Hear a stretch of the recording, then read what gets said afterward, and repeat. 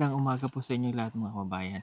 So ngayon po 4:00 po ng umaga ay pupuntahan ulit namin yung sitio at gusto naming masaksihan yung ano pa, yung pagsimba po nila dun sa kanilang, kinagisnan na ano po, na religion. So sasakay ulit tayo ng balsa para makarating po tayo dun. Let's go.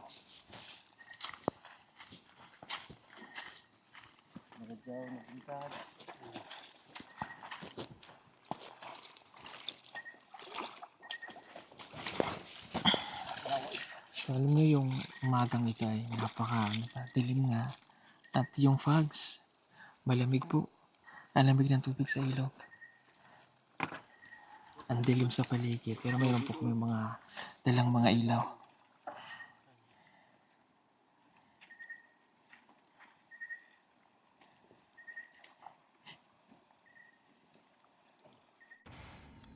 Maaga kaming gumising. 4:00 pa lamang ng madaling araw ay muli na kaming nagtungo sa sitio Pandyaatan. Ito ay upang masaksihan namin ang kanilang pagsimba sa kanilang simbahan. Maagang nagsisimba ang mga katutubo. 3:00 pa lamang ng madaling araw ay nagsisimula na sila para sa kanilang misa. Sumakay ulit kami ng balsa para makarating doon. Mabuti na lamang at mayroong nag-aantay sa amin na susundo sa kabilang ilog. Madilim ang paligid, malamig, at medyo nakakakaba. Pero safe naman po kami sa aming paglalakad. May mga dala kaming ilaw para magamit namin sa dilim.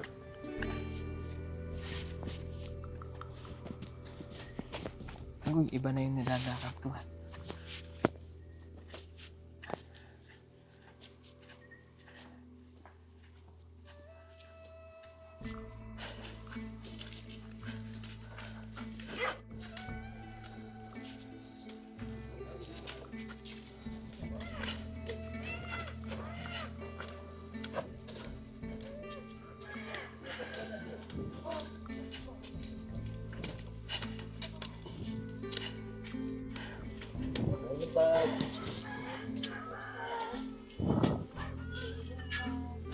Pagdating namin ay nagsisimula na ang kanilang misa.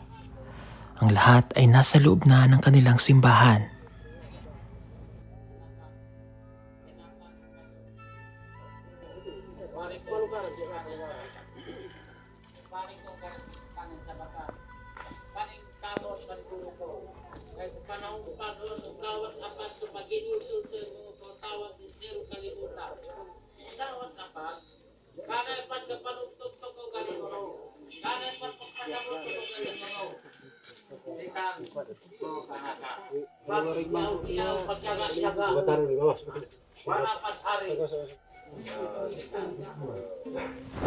Pinapasok kami sa loob at pinaupo.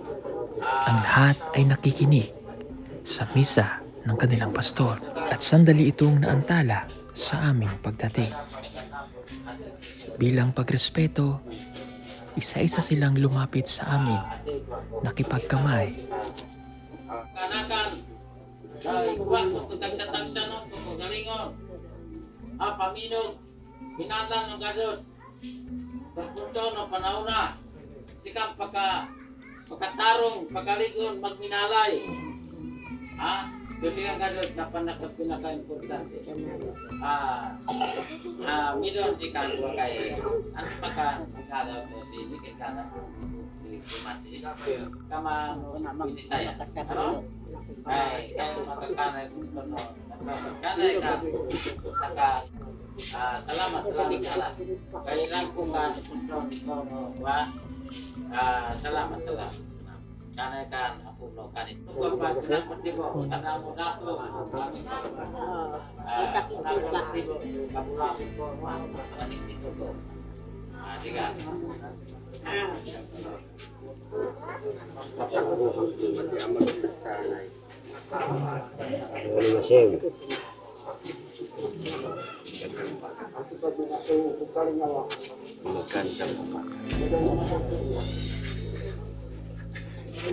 Kamatayang Manila.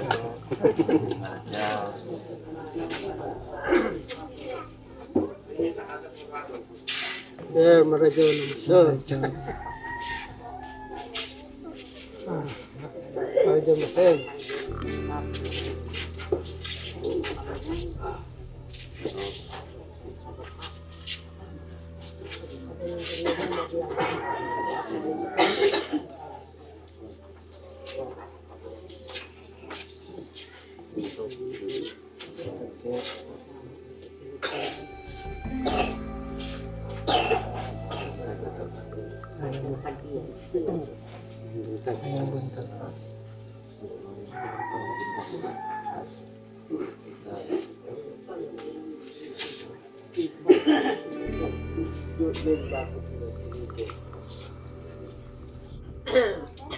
So, pasalamatin na kan bisita pagpasok.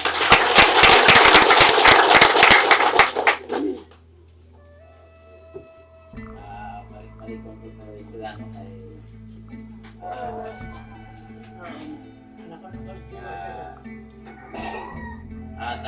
salamat anak. Oh, kanay ka. Kanay usano ka kanay ka sila no sa ka ako kanito madam kanay si kanyang kanito madam kanay kung saan magpaila primero kanay Ang kanilang simbahan ay tinatawag na Udling Nganon Church. At ang kanilang lingwahe dito ay ang kanilang salitang Nitipo. Napansin ko rin sa kanilang simbahan ang mga tubig na nakalagay sa altar.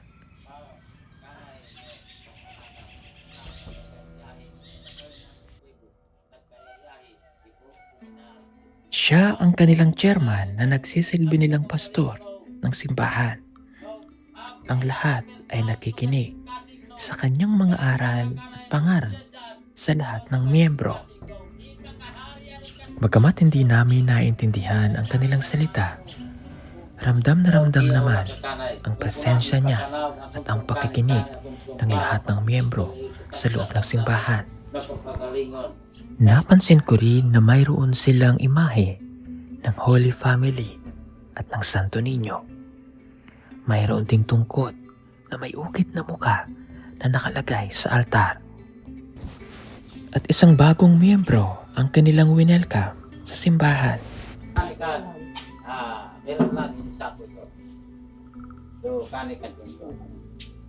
Andam ka ba o dawat kanay usa ka espiritu ko Dios usa ka salapati? Andam ka ba alagad kanay dito? Salamat. Pagpakin no. At sa pagtatapos ng kanilang misa, isang napakagandang awitin ang kanilang kinanta.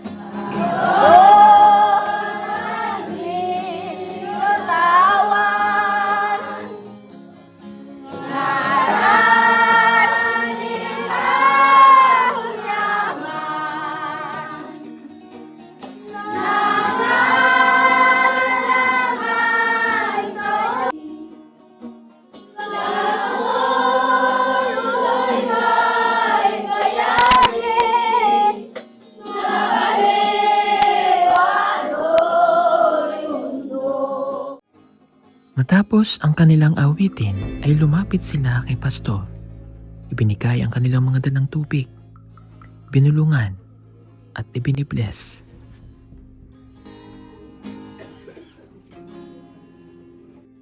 May paniniwala sila na makakatulong ito sa kanilang kalusugan.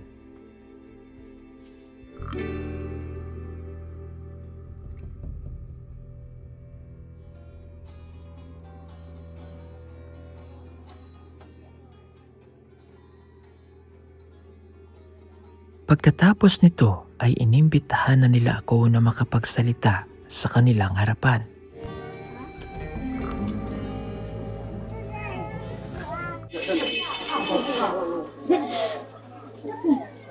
Ayan. Good morning po, magandang umaga.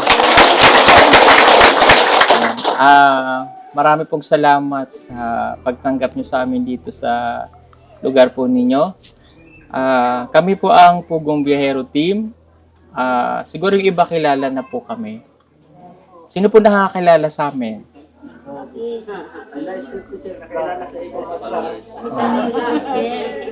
Okay, so lahat ay medyo nakakakilala na po sa amin. So, naparito po kami para kahit paano po makatulong sa lugar po ninyo dito, sa sitio po ninyo. So, ako po si Paul, aka Pugong Biyahero. Yung mga kasama ko po, si Ralph, si Kuya Eli, si Noy. So, kami po ay okay. Matagal na po kaming tumutulong sa mga katutubo. Almost 5 years na po. So, ako po ay taga Maynila, taga Luzon. Opo. Pero mas pinili ko pong dito magstay sa Mindanao. So, sa Davao po kasi kami naglalagi. So, inuna po namin yung Davao kasi doon po namin unang nakita yung mga katribo po ninyo, mga Ata Manubo. And then hanggang napadpad po kami dito taong 2023, no? Dito sa Umayam. So mayroon po kami diyang kung sino po nakakita nung pinagawa naming mga bahay doon? Ayan, opo. And bukod po dun sa mga bahay na pinagawa namin sa kanila, para kahit paano po magkaroon sila ng bahay, ay meron din po kami doong 3 estudyante ngayon na tinutulungan po namin at ng-sponsor na makapag-aral. So meron po kami isang Umayam no, ng pangalan ay Russell Manlumisyon. Siya po ay nasa amin, nasa Luzon, sa Laguna. Doon po siya nag-aaral at nakaka-2 taon na po siya sa amin. So, kinuha po namin siya para makapagtapos ng kanyang pag-aaral. Po, para maipakita po namin at maimulat natin sa mga magulang na napaka-importante ng edukasyon. Po, nirespeto po namin yung tradisyon po ninyo, yung maagang pag-aasawa. Pero, pwede naman nating kahit paano baguhin lang ng konti. Patapusin muna ang mga anak sa pag-aaral. So yun po yung pinaka-main goal namin ngayon, na yung mga batang katutubo ay ma-educate lalo na makapag-aral. Kasi kung hindi po tayo mag-aaral, hindi po mababago yung buhay natin. Di ba po? Sino po yung mga nanay at tatay na pinag-aaral ng mga anak? O, palakpakan natin sila. Yan, very good. Napaka-importante po talaga ng edukasyon. Kasi nandyan na po yung school. Although mahirap kasi siyempre yung baon, yung pagkain ng mga bata. Pero maningkamot lang para sa mga anak. Kasi pag natapos po yung anak natin o yung anak ninyo, maisasalin po yun sa mga kapatid. Ano po? So wag po natin silang pag-aasawahin ng maaga. Na? Kasi pag nag-asawa yan, magkakaroon siya ng pamilya, isasalin lang din niya ulit yung kahirapan sa kanyang magiging anak. Hindi na mababago yung buhay natin.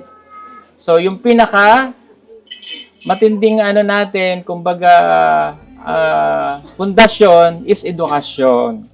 Ano ba? O, kaya yung mga anak po natin, pag-aralin lang natin hanggang kaya po natin. Ha? Okay. Alam natin na mahirap po yung buhay. Mahirap yung buhay dito sa bundok, lalo na po sa mga katutubo. Pero wag po kayong mawawala ng pag-asa. Kasi hindi habang buhay po ganito yung buhay. Di pa po? Pero, kahit mabago yung buhay ninyo, wag niyong kalilimutan yung kinagisnan po ninyo. Yung tribo. Pag po tayong mahiya, kung ganito lang tayo. Being proud po kayo kung sino kayo. Ano man ang marating sa buhay. Okay? So ngayon po naririto kami para kahit paano po makatulong kami po sa inyo. Hindi man po namin kayo lahat kayang tulungan pero paunti-unti. Habang naririto po kami, malay namin makakita kami dito ng estudyante na pwede namin matulungang makapagtapos ng pag-aaral. Hindi man po namin kayo agad matulungan mapabahayan, pero malay po natin. Po, sa tulong ng Diyos, magawa din namin yun para sa inyo.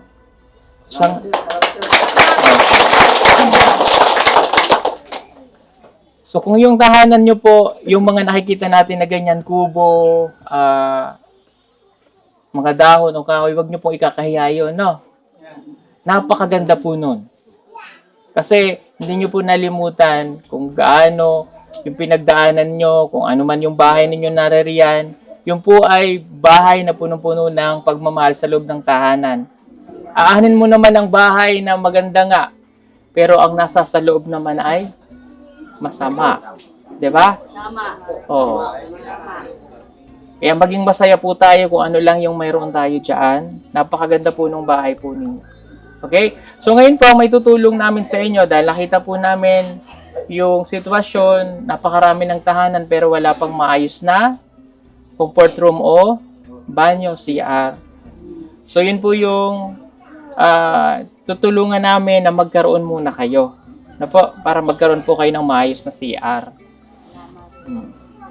So paunti-unti po, makabalik ulit kami, madagdagan yung tulong na maibibigay po namin. Okay? So ngayon, magbibigay po muna kami ng 20,000 para po doon sa pagpapagawa ng CR. Kung biyahe ang bayani ng masa. At magbabahay-bahay po kami sa bawat tahanan ninyo para makapagbigay po ng konting tulong. Sige po. Marami pong salamat again sa pagtanggap niyo po sa amin dito. So po, habang naririto po kami, gagawin po ng aming mga kaya kung paano po kami makakatulong para sa inyo. Salamat po.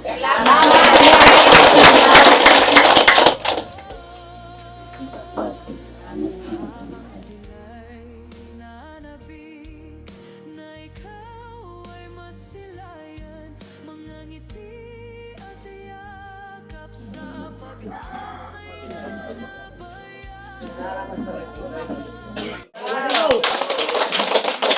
Ayong buntag. Sir.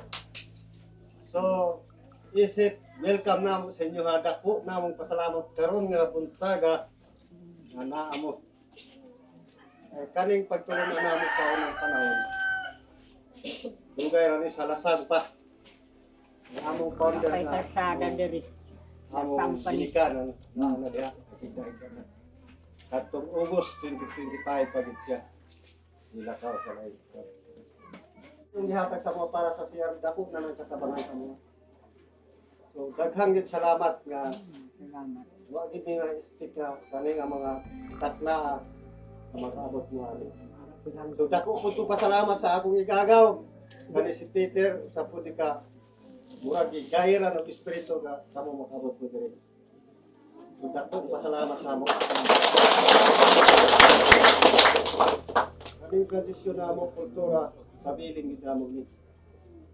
Napay among kultura diri nga mag kanang gitawag namong hakyat. Gamit nga itong kumpulata nga among sayaw, panapog, muna yung among mga kultura. Tinuod itong istorya ni Sir Ganiha nga kanang mga dagkong balay diha, wak nato na iba usay namoy diha. Pero karing amo ang bisan to tingana mura nag balay o wag pero ang among kasing-kasing tumod walang namo ikadalit para sa inyo. tungod sa kawat unamo. Pero sa pagtagad sa inyo ha, uli, kasing-kasing ipagdawat sa inyo, diresito panagatan. So, dako gyud may pasalamat sa karon nga mga katna. So, ngayon ko, daghang salamat. O, sunod mga panahon, mag-asa mi, nag-istorya ni Sir. So, daghang salamat.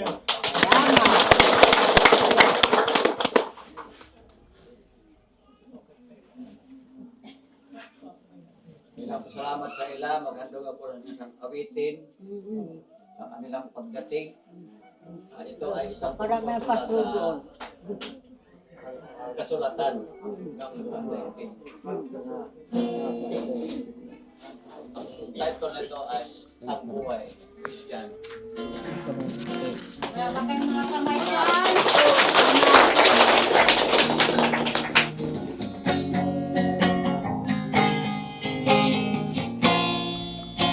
Ang buhay Kristiyano, minsan may kalungkutan. Ang buhay natin ay minsan may kahirapan. Mga pagsubok man ating maranasan, ang buhay natin sa Diyos nakalaan. O Panginoong Isus, minamahal kita sa buhay namin. Paglilingkuran ka, huwag mong bibiguin. Ikaw aming pag-asa, sa iyo lamang kami magtiwala. Ang buhay mo noon, akala mo ay tama ka. Kaligtasan natin naway bigyan mo ng halaga. Kapatid, magbalik ka. Sa Diyos pinatawad ka, tayo ngayon magpupuri sa ngalan niya. O Panginoong Isus, minamahal kita sa buhay namin. Paglilingkuran ka, huwag mong bibiguin. Ikaw aming pag-asa, sa iyo lamang kami magtiwala. At pagkatapos nga ng simba ay isa-isa na silang naglabasan sa kanilang simbahan. Masaya ang lahat sa kanilang paglabas. At ang napakainit na pagtanggap nila sa amin ay hindi namin malilimutan. Na sa bagong lugar na aming natutuklasan, panibagong experience para sa amin. Na ang ginagawa naming pagtulong mula pa noon ay dadalhin namin hanggang sa aming makakaya. Masaya kami na ang lugar na ito na aming pinuntahan ay mabibigyan natin ng tulong. Hindi man namin lahat sila agad matutulungan. Pero sa pamamagitan ng kunting tulong na maibibigay namin sa kanila, kahit paano ay mabubuhayan sila ng loob na may pag-asa. Hangad namin na ang mga katutubong katulad nila ay maimulat sa mas maganda pang buhay na dapat nilang haharapin. Ang pagpapamulat ng edukasyon para sa kanilang mga anak. Na ito lamang ang kanilang magiging sandata para maiahon ang kanilang buhay sa kahirapan. Hindi masama na kahit paano ay mangarap na babago ang kanilang tahanan. Pero hindi ang kalimutan ang kanilang nakagisnang tahanan.